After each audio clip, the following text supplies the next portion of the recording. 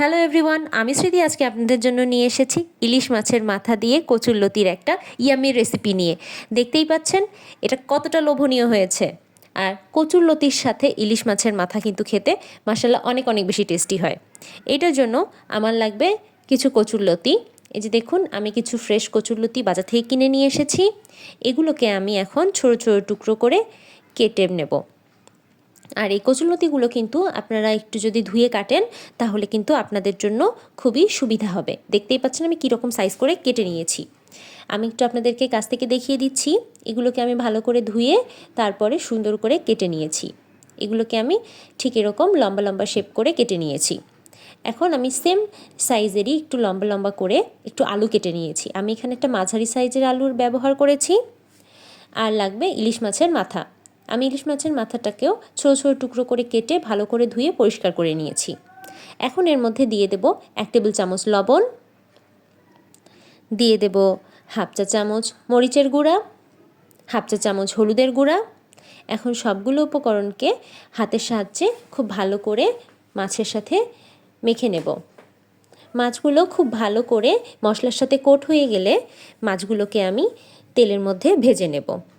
এটার জন্য আমি চুলাতে একটা কড়াই বসিয়ে দিয়েছি। সেখানে আমি বেশ খানিকটা তেল দিয়ে দেব।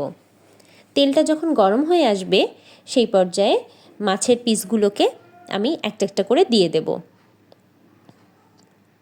সবগুলো পিস দেওয়া হয়ে গেলে গ্যাসের ফ্লেমটাকে লো করে আপনারা এটাকে ভেজে নেবেন। আমি এখানে ইন্ডাকশানে করছি। আমি ইন্ডাকশানের ফ্লেমটাকেও লো করে রেখেছিলাম। এই যে দেখুন, বারবার উল্টে পাল্টে একদম লাল লাল করে মাথাটাকে একদম কড়কড়া করে ভেজে নিতে হবে। ইলিশ মাছের মাথাটা যদি আপনারা একদম কড়কড়া করে ভেজে নেন তাহলে কিন্তু এই লতির সাথে এই মাছের মাথার টেস্টটা আরও অনেক বেশি বেড়ে যায়। আমার এটা অলমোস্ট ভাজা হয়ে গেছে। এখন যখন ভাজাটা হয়ে যাবে সে পর্যায়ে আমি এগুলোকে একটা বাটির মধ্যে তুলে সাইড করে রেখে দেব। বারবার উল্টে পাল্টে কিন্তু আমি এগুলোকে লাল লাল করে ভেজে নিয়েছি। এই যে দেখুন, ভাজা হয়ে গেছে। আমি এখন এগুলোকে তুলে নেব। আমি একটু কাছ থেকে দেখিয়ে দিচ্ছি এগুলো ঠিক কীরকম লাল লাল করে ভাজা হয়ে গেছে। দেখতেই পাচ্ছেন, আপনারা হয়তো বুঝতে পারবেন যেটা কেমন হয়েছে। মাছ ভাজার বেঁচে যাওয়া তেলের মধ্যেই আমি দিয়ে দেব পেঁয়াজ কুচি। আমি এখানে একটা মাঝারি সাইজের পেঁয়াজ কুচি দিয়ে দিয়েছি। পেঁয়াজ কুচিটা যখন একটু হালকা সফট হয়ে আসবে তখন এর মধ্যে দিয়ে দেব রসুন কুচি। এখন সবগুলোকে একসাথে একটু নেড়েচেড়ে মিশিয়ে নেব। এগুলো যখন একটু হালকা সফট হয়ে আসবে তখন এর মধ্যে দিয়ে দেব আদা রসুন বাটা 1 চামচ করে। এগুলোকে খুব ভালো করে মিশিয়ে নেব।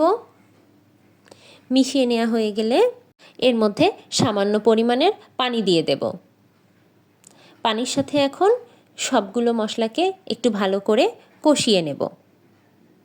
মশলাগুলো থেকে যখন একটু তেল ছাড়তে শুরু করবে সে পর্যায়ে দেব আমি 1 চা চামচ লবণ, হাফ চা চামচ মরিচের গুঁড়া, হাফ চা চামচ হলুদের গুঁড়া আর হাফ চা চামচ গরম মশলার গুঁড়া। এখন সবগুলো উপকরণকে খুব ভালো করে নেড়েচেড়ে মিশিয়ে নেব। যখন এই মশলাগুলো থেকেও তেল ছাড়তে শুরু করবে সেই পর্যায়ে এর মধ্যে কেটে রাখা আলুগুলোকে দিয়ে দেব।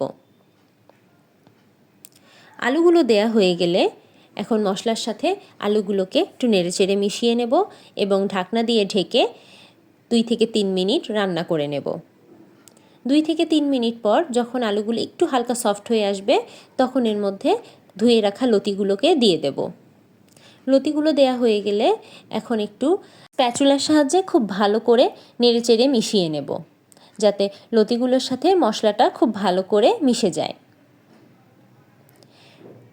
নেড়েচেড়ে মিশানো হয়ে গেলে ঢাকনা দিয়ে ঢেকে লো টেম্পারেচারে এটাকে আমি রান্না করে নেব যতক্ষণ পর্যন্ত এই লতিগুলো সফট হয়ে আসে। আমি ঢাকনাটা তুলে বেশ কয়েকবার নেড়েচেড়ে মিশিয়ে নিয়েছিলাম। আর এখন দেখুন এই লতিগুলো কিন্তু অনেকটাই সফট হয়ে এসেছে। এগুলোকে আমি আরও একটু কিছুক্ষণ রান্না করব। লতিগুলোকে যখন দেখব যে একটা স্প্যাচুলা দিয়ে প্রেস করলে ভেঙে যাবে ঠিক সেই পর্যায়ে আমি এর মধ্যে মাছের মাথাগুলোকে অ্যাড করে দিব। আমার কিন্তু লতিটা অলমোস্ট হয়ে গেছে।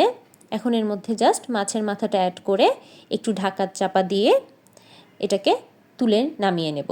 এই যে দেখুন, একটু ঢাকনা দিয়ে ঢেকে রান্না করার ফলে চারপাশ থেকে কিন্তু তেল ছাড়তে শুরু করেছে। এখন এটা স্বাদ অনুযায়ী আরও হাফ চা চামচ লবণ আর হাফ চা চামচ ভাজা জিরার গুঁড়া আমি অ্যাড করে নিলাম এবং এটাকে নেড়ে চেড়ে আরও 1 থেকে 1.5 মিনিট রান্না করে নেব। 1 থেকে 1.5 মিনিট রান্না করে নেওয়ার পর এটাকে আমি একটা বাটিতে সার্ভ করে নেব। সার্ভ করে নিলেই তৈরি হয়ে যাবে ইলিশ মাছের মাথা দিয়ে সুস্বাদু মজাদার কচুরলতি। এই রেসিপিটা দেখতে যতটা লোভনীয়, খেতে কিন্তু মাশাআল্লাহ অনেক অনেক বেশি টেস্টি হয়। আর এই অথেন্টিক রেসিপিটা আমাদের অনেকেরই অনেক পছন্দ। তাই আর দেরি করবেন না, আজই বাড়িতে বানিয়ে ফেলুন ইলিশ মাছের মাথা দিয়ে কচুরলতি। এরকম আরও অনেক ইউনিক ভিডিও পেতে আপনারা আমার চ্যানেলটিকে সাবস্ক্রাইব করুন এবং আপনাদের যদি ভিডিওটি ভালো লাগে তাহলে অবশ্যই ভিডিওটিকে একটি লাইক, কমেন্ট এন্ড শেয়ার করে দেবেন। ভিডিওটি দেখার জন্য থ্যাংক ইউ এভরিওয়ান। ভালো থাকবেন সবাই। আল্লাহ হাফেজ।